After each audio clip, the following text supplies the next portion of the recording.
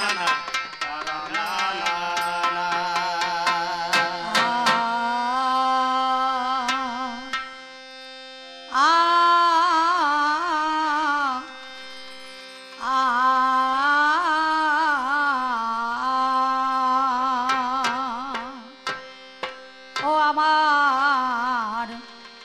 জননী জন্ম ভূমি গো আমি জন্ম নিয়া বাংলা মায়ের কোলে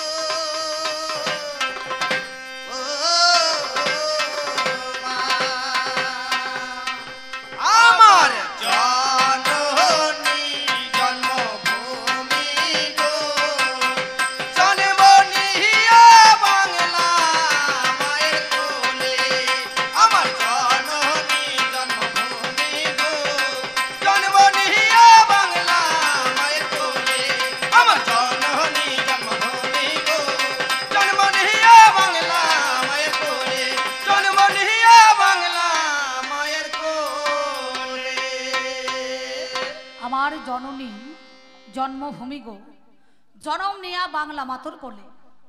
যেদিন আমরা ঊর্ধ্বপদে হেডমন্ডে মাতৃগর্ভের মধ্যে এখানে ছিলাম সেদিন করজোরে কেঁদেছিলাম আর বলেছিলাম মা এই মর্তের মধ্যেখানে যাব তোমাকে ডাকবো জানবো শুনবো চিনবো তোমার সাধন ভজন করবো নাকি বাবা। কিন্তু আমরা কলিযুগের মানুষ মরতে আসি মরতে পড়ে গেছি গর্তে ফিরতে পারছি না আর মহাতত্ত্বে নাকি বলছেন। এই জগৎটা কিন্তু মরার জগৎ। মানুষ মরে কবার না প্রতিটা মানুষ দেখবেন তিনবার করে মরে পড়ে থাকে তাই না। কখন? একবার হচ্ছে ঘুমে, একবার হচ্ছে জমে, আর একবার হচ্ছে কামে নাকি বাবা তাই তো। প্রত্যেকটা কিন্তু আমরা কলিযুগের মানুষ যারা সাধুগুরু বৈষ্ণব আছেন তারা সবাই জানেন প্রতিটা মানুষ কিন্তু আমরা তিনবার করে মরে পড়ে থাকি। সেই জন্য মরা বাজার খেলা থেকে মায়ের কাছে সেই বাঁচার রাস্তাটা জানার জন্য সাধুগুরু আশ্রয় করতে হয় নাকি বলছেন। কেন বলুন দেখিনি। মহাজন বললেন 12 বছর ববি সাধুর ঝুলি তবে বেরোবে একটা বুলি নাকি বলছেন। কিন্তু সাধু যদি সাধুর মতো হয় তবেই তো হবে নাকি বাবা। আর কিছু মনে করেন না, সাধু যদি সাধুর মতো না হয়ে যদি চতুর দলে নাম লেখায় তাহলে কি হবে বলুন দেখিনি। তাকে সাধু বলবে না, বলবে? কথাটা খারাপ ভেবে নেবেন না। এই সংসারেতে যখন আমরা দাদু সাজি বা ঠাকুমা সাজি তখন দেখবেন আমরা সব চোদ্দ হয়ে যাই, হয় না? কারণ নাতি নাতনি এসে একবার কানে ধরিয়ে বলে এক কাজ করো, হামা গেড়ে হাঁটুটা গাড়ো, গেড়ে একটা কাজ করো, ঘোড়া সাজো। ঘোড়া সাজতে হয়, ঘোড়ার মতো পিঠে চেপে যায়, তারপর সরু কঞ্চির দ্বারা লাগাম দিয়ে দেখবেন পাছায় বাড়ি মারে, বলে ঘোড়ার মতো একবার চিহি করে ডাক দাও তো, তাই না? তাহলে এই সংসারে মানুষ যখন দাদু হয় তখন কিন্তু আমরা চোদ্দ সাজ পেয়ে যাই নাকি বলছেন। তা সেই জন্য বলছি আমার জননী জন্মভূমি গো জনম নিয়া বাংলা মাতর কোলে। না, এই বাংলা মায়ের কোলে জন্মগ্রহণ করে আমার মানব জীবনটা বৃথাই গেল। কেন গেল? নানুরের চণ্ডীদাস বললেন, শোনরে মানুষ ভাই, সবার উপরে মানুষ সত্য তাহার উপরে নাই। আর কলিতে কি বলছে? শোনরে মানুষ ভাই, মানুষের মতো বেঈমান আর কলি যুগেতে নাই নাকি বলছেন। না, তাহলে মানুষের মতো বেঈমান কিন্তু আর কলি যুগেতে নাই। সেই জন্য বলছি আমার জননী জন্মভূমি গো জনম নিয়া বাংলা মাতর কোলে। আমার এক জনমে মিটল না সাত, আমার এই জনমে মিটল না সাত, বাকি কয়টা দিন গেল চলে। ওরে বাকি কয়টা দিন, ওরে বাকি কয়টা দিন রে গেল চলে। আমার জননী জন্মভূমি গো জন্ম নিয়া বাংলা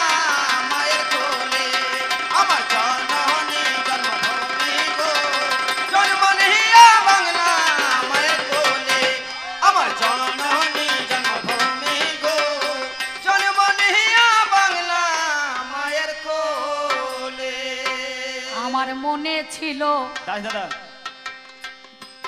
আমার মনে ছিল বড় আশা,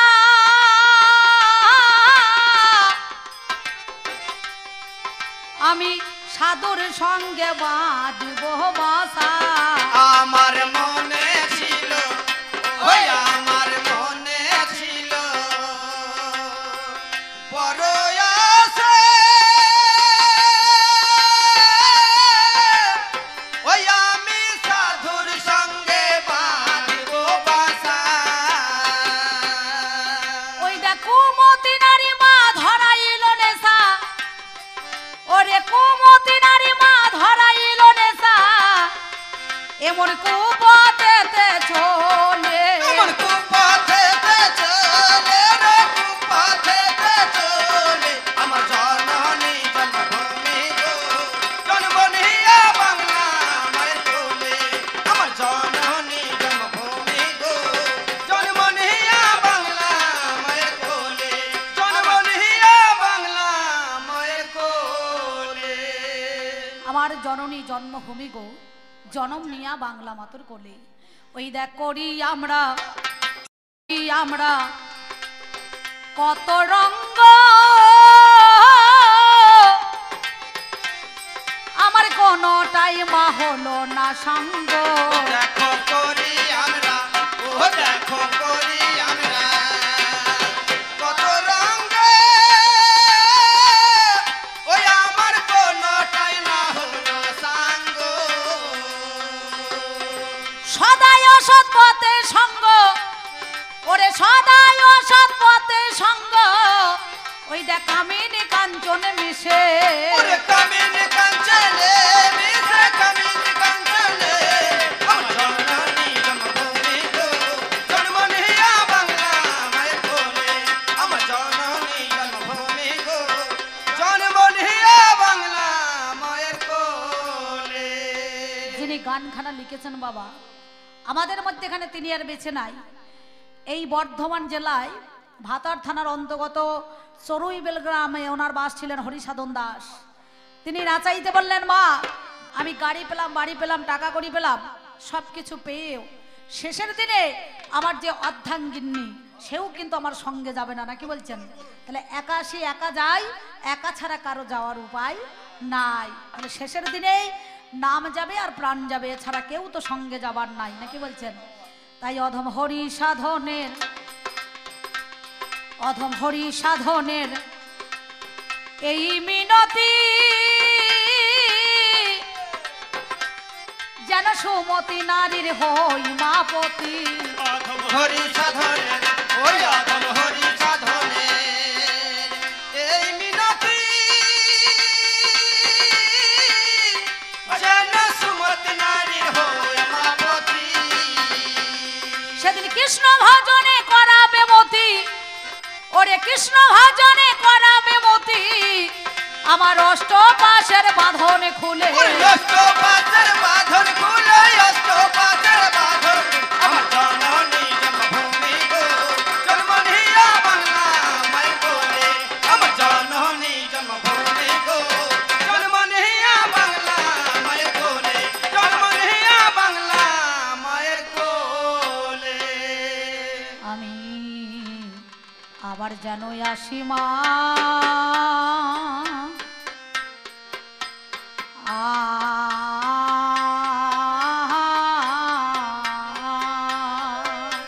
হায় হায় মরি মরি আবার যেন আসি মা, আয় হায় আয় বলিয়ে জনমে নয় জন্ম জন্মান্তরে, আবার যেন আসি মা, আমি তোমার কোলে আসিব ফিরে, ও মায় আবার যেন আসি মা, মন মনে মোহিনী মনোরমা, ও মায় আবার যেন আসি মা, বলি শিবের ঘরণী ও মা শ্যামা, ও মায় আবার যেন আসি মা, আবার নিজ গুণে করো ক্ষমা। আমার বাজানো আসিমা আমার কান্তে কান্তে জনম গেল বাজানো আসিমা আমার পশু জনম ছিলই ভালো বাজানো আসিমা আমার নারী জনম বিথাই গেল বাজানো আসিমা আবার হরি বল হরি বল হরি বল বলে আবার চল হে আসিমা যাক বাবা আমার কমিটি দাদারা বলেছে অম্বিকাদি তবে আপনাদেরও কপাল ভালো আমারও ভাগ্য ভালো নাকি বলছেন অনেক সময় গানের বায়না করে একটা বেটা ছেলে একটা মেয়ে ছেলে পাওয়া যায় নাকি গো কিন্তু আমার কমিটি দাদারা দুটো মেয়ে ছেলে বায়না করিস না তাহলে আপনাদেরও ভাগ্য ভালো আমাদেরও কপাল ভালো গালে হাত কানে কাকা বাবু কি হয়েছে কি চিন্তাটা কি বাড়ির চিন্তা এখানে গান শুনতে এলে করলে হবে না বাবা বাড়ির চিন্তা বাড়িতে রাখতে হবে সেই জন্য আমি আপনাদের কাছে উনি বলেছেন মাতৃবন্দনা রবিদা আজকে এই শ্রোতা হিসাবে আপনি এখানে বসুন আপনার জন্য ছোট ছোট ছেলেরা সব চলে এসেছে আপনি আজ গান বন্ধ থাক কাল স্পেশাল করে আপনাকে মালদা নিয়ে যাবো বুঝতে পারছেন এইখানে এসে বসে থাকুন ভালো হবে নাকি সেই জন্য আমি আপনাদের কাছে বলছি কেন জানেন মাতৃবন্দনা একটুখানি ছোট ছোট করাই ভালো নাকি বাবা তাহলে হলো না করে দরকার নাই যার হয় তার শূন্য দিলেই হয় হ্যাঁ দেন যার হয় তার শূন্য দিলেই হয় আর যার হয় না 100 নাম্বার দিলেও হবে না নাকি বলছেন নাকি বাবা সেই জন্য তবে আমায় যখন পাঠাইলি মা ধীরে না না বাজারে হরিও দিরানা গরি না গরি দিরানা এই বাজার বড় মজার বাজার আরে ও দিরানা গরি না গরি দিরানা আমি দেখলাম নজর করে ও দিরানা গরি না গরি দিরানা এই বাজারের এক প্রান্তরে আমি বাঁধলাম নতুন ঘর তাতে 3.5 কোটি দিলাম খুঁটি দেখতে মনোহর ছোট 3 বর্গা জাল্লা কবার কেটে নবদার সদর গেটে 2 প্রহরী থাকিল আমার তার মধ্যে একজন পুরুষ একজন রমণী পাহারা দিতেছে তারা দিচ্ছে রত্নধন আমার বাঘ পেয়ে 6 দস্যু করিল হরণ বাকি অংশটুকু গেছে মাত্র ঋণের দায় ওরে বেদখল হয়েছে জমি নিজ দখলে নাই 3 অংশের 2 অংশ রইল জলে ভেসে আজ অর্ধেকটা করে রেখেছে উলো আর কেসে তাই আবাদ করা গেল না আয়াবাদ করা গেল না আমার আবাদ করলে ফল তো সোনা আবাদ করা গেল না আমি অতি জ্ঞানই অন্ধ না বুঝি মা ভালো মন্দ মরি মরি রে আমি অতি জ্ঞান অন্ধ না বুঝি মা ভালো মন্দ আর সন্দেহ গেল না আমার মনেতে সন্দেহ গেল না আমার মনেতে মাগো সররিপু দস্যু যারা সদাই করে দিশাহারা মরি মরি রে সররি দস্যু যারা সদাই করে দিশাহারা আমার বাড়া ভাতে তুলে দিল ছাইমা বারা ভাতে তুলে দিল ছায়ামা আমি থাকতে অন্ন খেতে পাই না আমি থাকতে অন্ন খেতে পাই আমি না থাকতে অন্ন খেতে পাই না আমি থাকতে অন্ন খেতে পাই না আমার উপায় বলে দে মায় অন্নপূর্ণা থাকতে অন্ন খেতে পাই না তাই আমি এই পর্যন্ত বন্দনা ধীরে না ধীরে না ধীরে না না আমি অল্পে অল্পে সারি আইও ধীরে না ধীরে না ধীরে না আসরেতে আছেন যত আরে ও ধীরে না ধীরে না আমার যত কণ্ঠী ধারি আইও ধীরে না সাধু গুরু বৈষ্ণব যারা আছেন মহাশয় আমি আপনাদের চরণে শত কোটি গোপনাম জানাই মা জননী দরদিনী গো আছে যতজন, আমি শত কোটি প্রণাম জানাই চরণে এখন।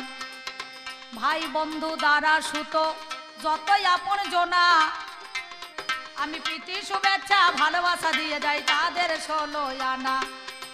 এই পর্যন্ত বন্দনা গান আমি অল্প সেরে যাই, কবি গানের বিষয় যেটা হইবে লড়াই।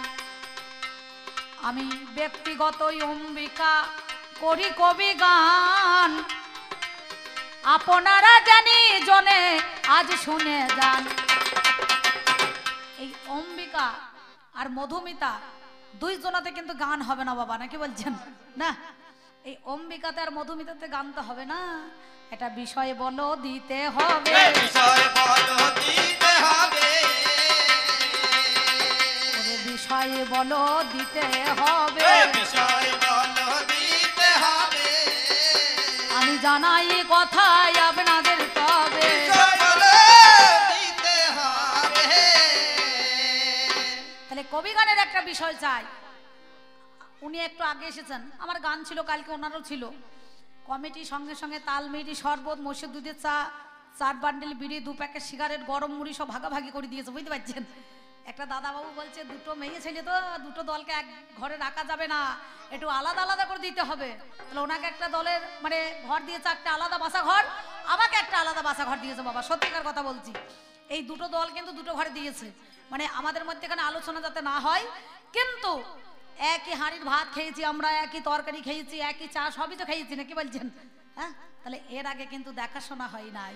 তাহলে কবি গানে আমাদের একটা বিষয় যখন পাই, এই বিষয় না থাকলে আমার কারো মনে বিষ ঢুকবে না, কারো মনে বিষ ঢুকবে না, হবে গানের আজ আলোচনা, কারো মনে বিষ ঢুকবে না। তবে আজকে মদের কি বা বিষয় শুনতে পেলাম কানে, আহা মরি মরি রে, আজ মোদের কি বা বিষয় শুনতে পেলাম কানে। ওরে গান হবে আজ আমাদের রামায়ণের মাঝখানে, এ গো রামায়ণের খানে, রামে যুক্ত আয়নে যেটা পাগলা রে,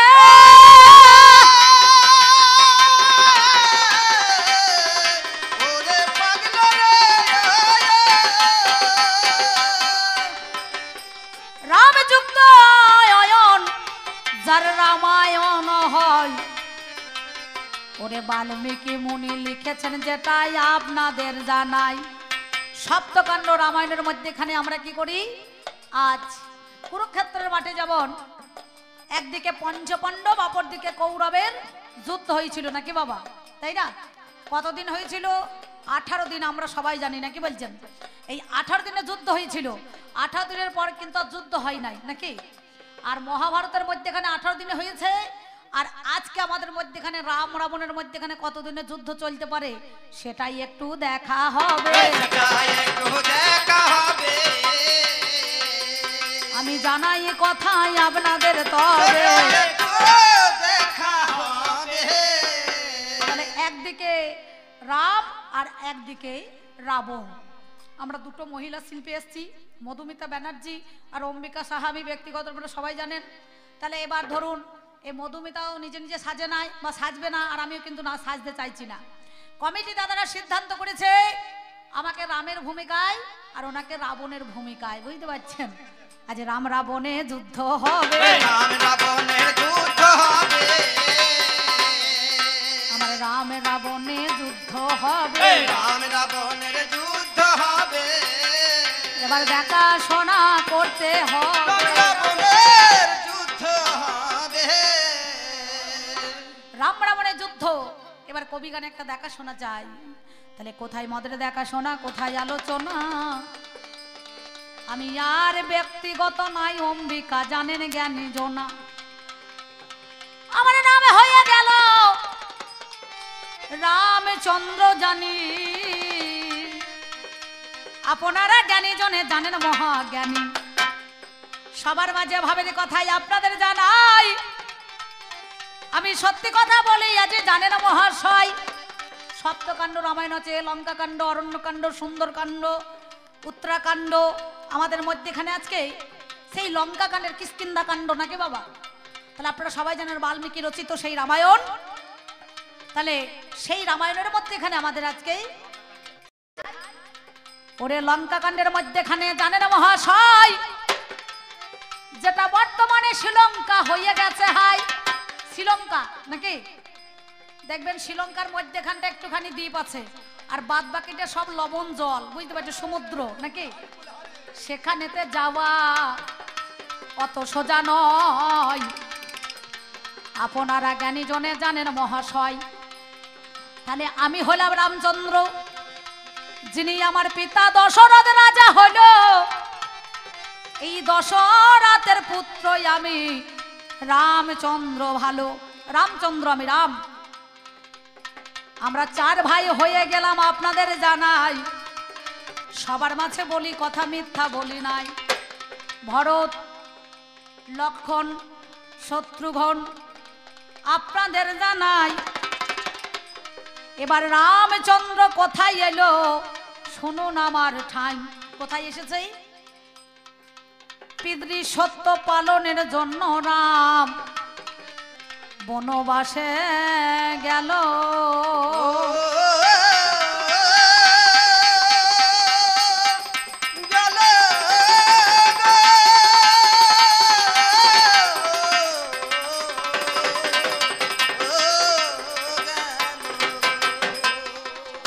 সত্য পালনের জন্য রাম বনবাসে এলো। ওরে পিতার আদেশে সেই জনাই আমার জানেন সুদি দল। রাজাদের একটা কর্ম আছে, কর্তব্য আছে, জ্ঞান আছে। সাম ভেদ দ্বন্দ্ব জানেন মহাশয়। ওরে না থাকিলে রাজাদের কখনো মান থাকবে নাই। কেন? দান, সাম, ভেদ, দ্বন্দ্ব এই রাজাদের মনে করুন কর্ম আছে। যেমন আমাদের 4 বেদ, 14 শাস্ত্র, 18টা পুরাণের মধ্যেখানে ঋক, সাম, যজু, অথর্ব আমাদের মধ্যেখানে দেখবেন 4টে বেদ রয়েছে। তেমনি 4টে আমাদের মধ্যেখানে সে গ্রন্থাগারে যায়। সন্ন্যাস সেই কেন বলুন দেখিনি? আজকে আমাদের মধ্যেখানে 4টে ভাগাভাগি আছে। মানুষ দেখবেন ব্রহ্মচার্য, গার্হস্থ, বানপ্রস্থ, তারপরে সন্ন্যাস নেয় নাকি বলছেন? সন্ন্যাস নেয় কেন? সাধুগুরু বৈষ্ণব যারা মালাধারী, সমরকে নাশ করার জন্য তারা কিন্তু সন্ন্যাস, অর্থাৎ সন্ন্যাস মানে হচ্ছে সমরনাশ। এই সমরনাশ করার জন্য কিন্তু গৃহ ত্যাগ করে, গৃহটাকে ত্যাগ করে তারা কিন্তু ওই সন্ন্যাসে চলে যায়। এই সন্ন্যাসে না গেলে কিন্তু হওয়ার উপায় নাই। তেমনি পিতৃ সত্য পালনের জন্য রামচন্দ্র বনবাসে এলো। এই বনবাসে কোথায়? পঞ্চবটির বনে না। সঙ্গে এলো সীতাই আমার জানেন মহাজ্ঞানী।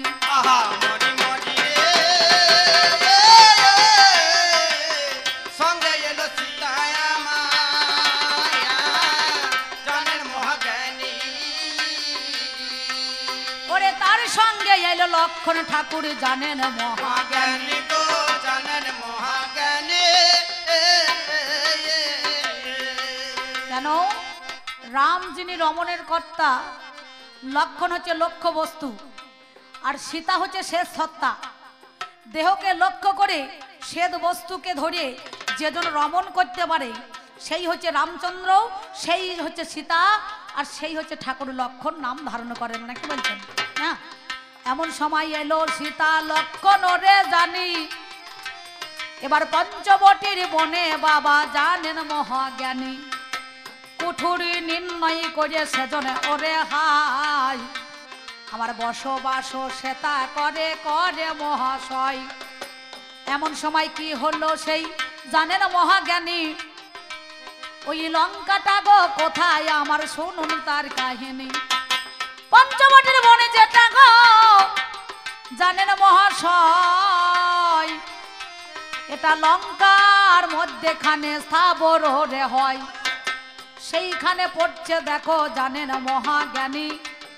এমন সময় কি করিল শুনুন তার কাহিনী। তিনি গণ্ডি দিয়েছিল লক্ষণরে জানি, আমার শত রজতম গুণ জন্ম নিল শুনি। তিনটে গণ্ডি কোথায়? পঞ্চবটির বনে ফল মূল সংগ্রহ করতে গেল, আর তিনটে গণ্ডি সেদিন সীতাকে দিয়ে এসেছিল।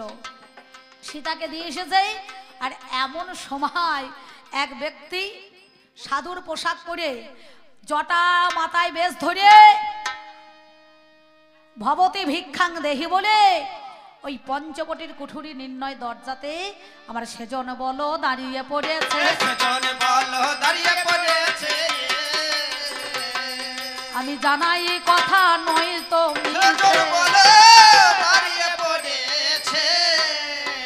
ভবতী ভিক্ষাং দেহি বলে পঞ্চবটির কুঠুরির দরজায় দাঁড়িয়ে পড়েছে। এমন সময় কি করলো সীতা? আমার ভিক্ষা দেখো দিতে গিয়ে সেজন বলো জানি,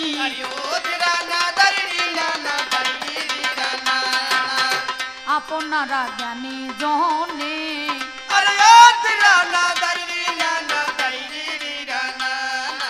আর জানেন মহাজ্ঞানী।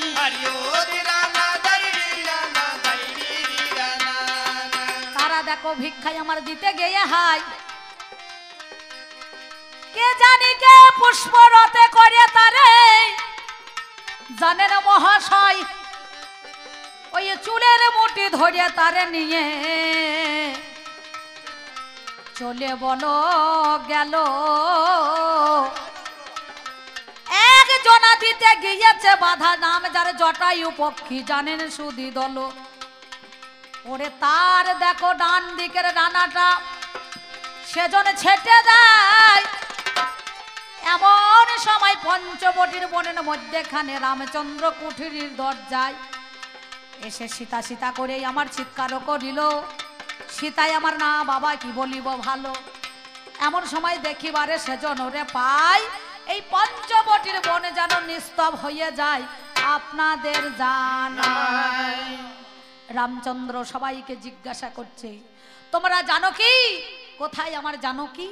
তোমরা জানো কি কোথায় আমার জানকী?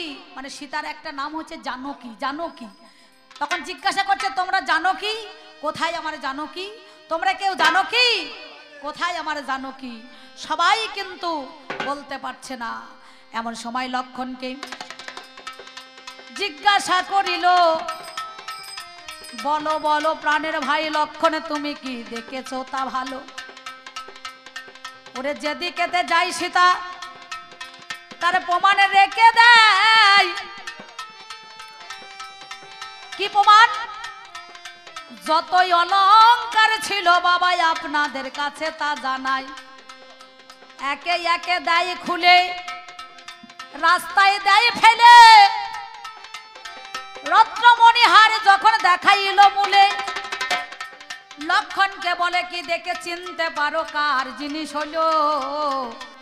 লক্ষণে বলে আমি দেখি নাই জানেন সুধি দল। এটা তো নয়। গলার হার যখন দেখালো বলে এটা নয়। মাতার সুন্দরভাবে মণিমকুট যখন দেখালো বলে এটা নয়। হাতের কঙ্কন মানে চুড়ি দেখালো বলে এটা কি জানো? বলে এটা নয়।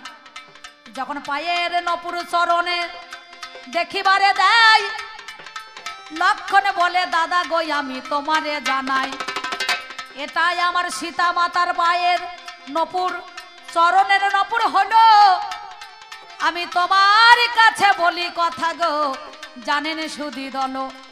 এই কথা যখন আমার বলিবারে দেয়, ওরে সেই সময়ে লক্ষণ বলে শোনোই আমার ঠাই, একজনের রাজাই আছে শোনো কথা কানে, লঙ্কাটা তার আন্ডারে পঞ্চবটির বন করে যতনে।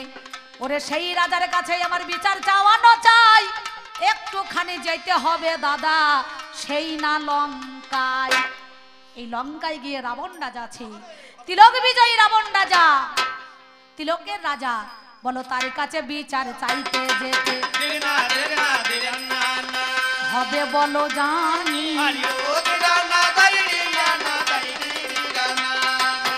তোমার কাছে বলি কথা,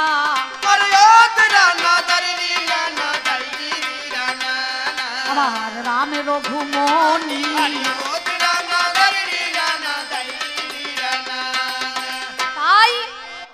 রাবণের কাছে রামচন্দ্র একটা দুগ্ধ পশু শিশু নাকি বাবা। রাবণ রাজার যা বয়স, তিলক বিজয়ী রাবণ রাজা, তার তুলনামূলক রামচন্দ্রের বয়স অতি খুব সামান্য। তাই রামচন্দ্র বলল সেই তিলক বিজয়ী রাবণ রাজার কাছে আজকে ন্যায় বিচার চাইতে যেতে হবে। তাই তো রামচন্দ্র এলো আমার লঙ্কার দরজায়,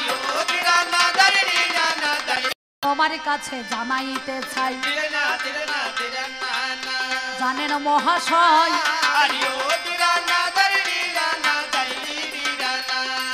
তাই রাবণ রাজার দরজায় আমি গো রামচন্দ্র এসে দেখো দাঁড়িয়ে পড়িলাম। আমি আপনাদের কাছে আজকে কথা জানতে চাইলাম। আমি রাবণ রাজার কাছে জানতে চাই, বিচার চাই, ন্যায় বিচার। বলো রাবণ রাজা, তোমার রাজ্যে যদি কোনো নারী চুরি হয় বা অপহরণ হয়, তার যদি সন্ধান পাও, ধরতে পাও, বলো তো আমায়, তার কত ধারায় হবে জরিমানা, কিবা বিচার হবে তুমি বলো রাবণ রাজা গো আমার কাছে তবে। আপনারা জানেন কবিগান শেষ অঙ্ক থেকে আবার প্রথমে যায়, মানে শেষ থেকে গোড়ার দিকে যায় নাকি বাবা। আর যাত্রা গান দেখবে শুরু থেকে শেষ হয়, আর আমাদের কবিগানটা হচ্ছে শেষ থেকে আবার শুরু হয়, তাই না? সেই জন্য এই রাবণ রাজার কাছে আমি জানতে চেয়েছি, জানতে এসেছি। আমার জিজ্ঞাসা নয়, আমার প্রশ্ন নয়, তোমার রাজ্যে যদি কোনো নারী চুরি হয়, অপহরণ হয়, জানতে পারলে সেই চোরকে যদি তুমি ধরতে পারো, বলো কত ধারায় তার জরিমানা হবে, কত ধারায় জরিমানা হবে, তুমি বলো রাবণ রাজা আমার কত ধারায় জরিমানা হবে। তবে আর একটা কথাই আমি ও দিলানা না, তোমার কাছে যাই গো, ও দিলানা না না না, তোমার সিংহের দরজায় যখন ও দিলানা না, আমি এলাম হাই গো, ও দিলানা না না না, তোমার চার বাতি দেখি জ্বলিবারে ছিল, আমি যেই পদার্পণ করলাম ওরে ভালো, তিনটে বাতি নিভে গেল গো, হাই রে মরি হাই, একটা বাতি নিভু নিভু করছে, আমি তোমারে জানাই, আমি কারণ বুঝতে পারলাম না, মনে সংশয় জেগে গেল, তুমি বলো দেখি রাবণ রাজাই আমায় খুলে ভালো। তোমার সিংহের দরজার চারটে বাতি, উত্তর দক্ষিণ পূর্ব পশ্চিম চারদিকে তোমার বাতি চারটে, তিনটে বাতি আমি যেই পদার্পণ করলাম, পা দিলাম সিংহের দরজায়, তিনটে বাতি নিভে গেল, আর একটা বাতি নিভু নিভু হলো, এর কারণটা আমি বুঝতে পারছি না। এই গেল মোর দুটো কথা, আমি তোমারে জানো,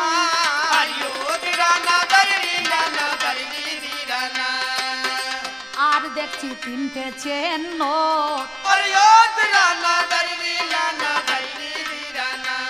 তোমার সদর দরজায়, অশ্বে ভাজাইব তোমার কাছে গাই,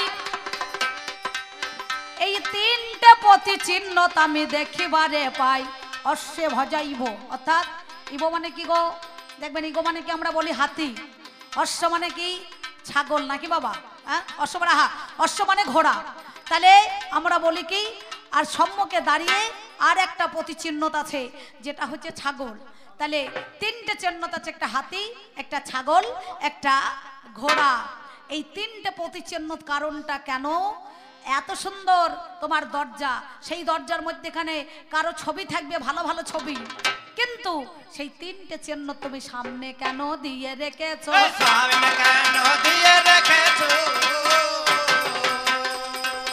বলো কথা তুমি আমার কাছে,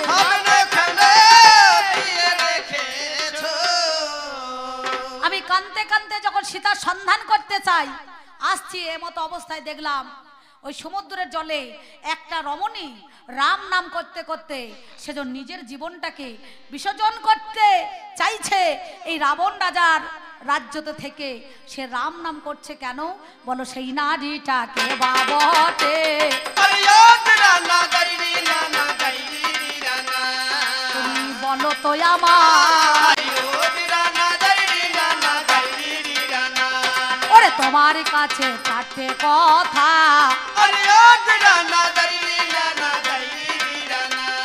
বলো আমি জানতে চাই, বলো আমি জানতে চাই, বলো আমি জানতে চাই।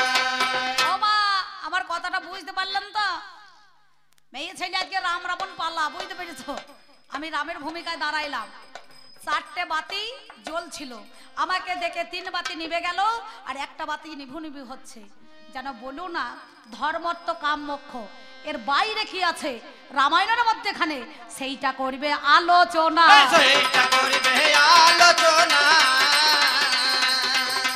জেনে নেব আজ শোনো শোনো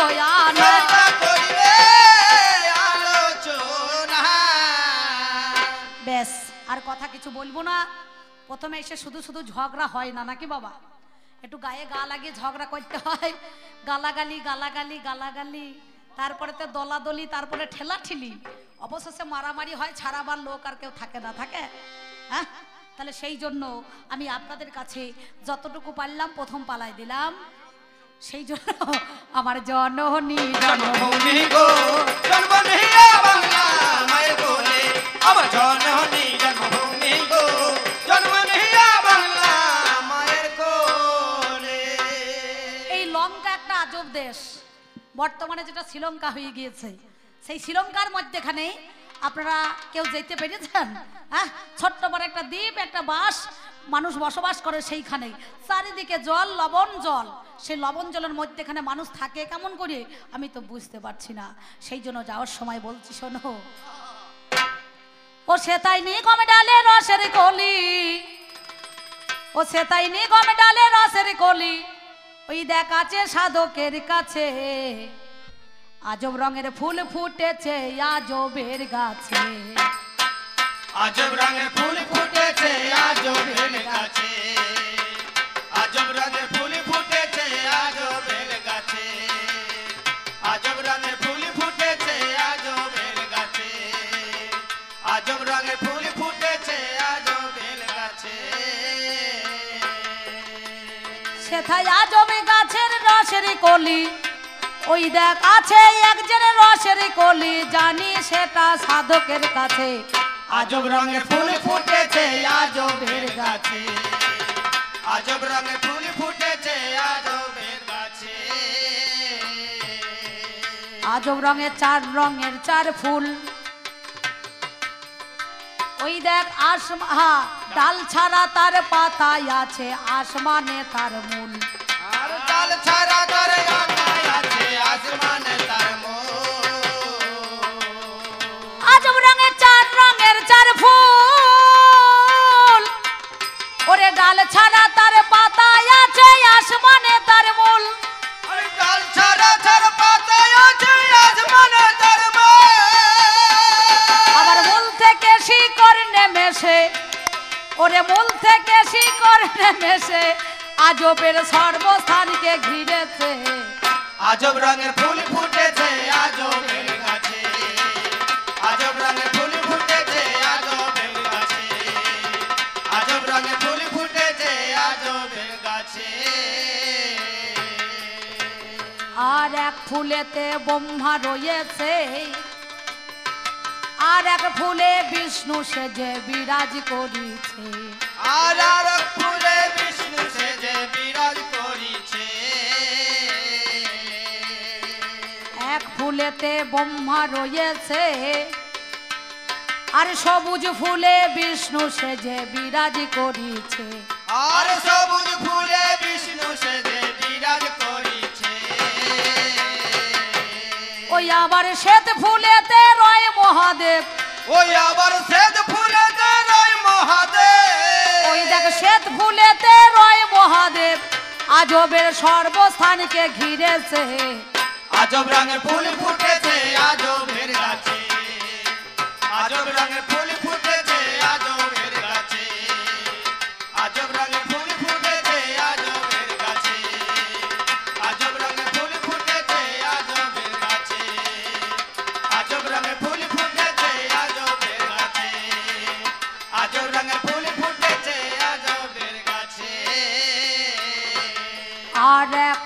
আছে রে ভাই জগতের মাঝারে, বলো দেখি সেই ফুলের গঠন কে বা করেছে। আরে বলো দেখি সেই গঠন কে বা করেছে। ফুল আছে রে ভাই জগতের মাঝারে, ওরে বলো দেখি সেই ফুলের গঠন কে বা করেছে। আরে বলো দেখি সেই ফুল গঠন কে বা করেছে। কাঙাল লোটনে বলে ফুলকে দেখো, কাঙাল লোটনে বলে ফুলকে দেখো, সবাই ভালোবেসেছে। আজব রঙের ফুল ফুটেছে আজবের গাছে, আজব রঙের ফুল ফুটেছে আজবের গাছে, আজব রঙের ফুল ফুটেছে আজবের গাছে, আজব রঙের ফুল ফুটেছে আজবের গাছে। সেটাই নিগম ডালের আছের কলি আছে সাধকের কাছে। আজব রঙের ফুল ফুটেছে আজবের গাছে, আজব রঙের ফুল ফুটেছে আজবের গাছে, আজব রঙের ফুল ফুটেছে আজবের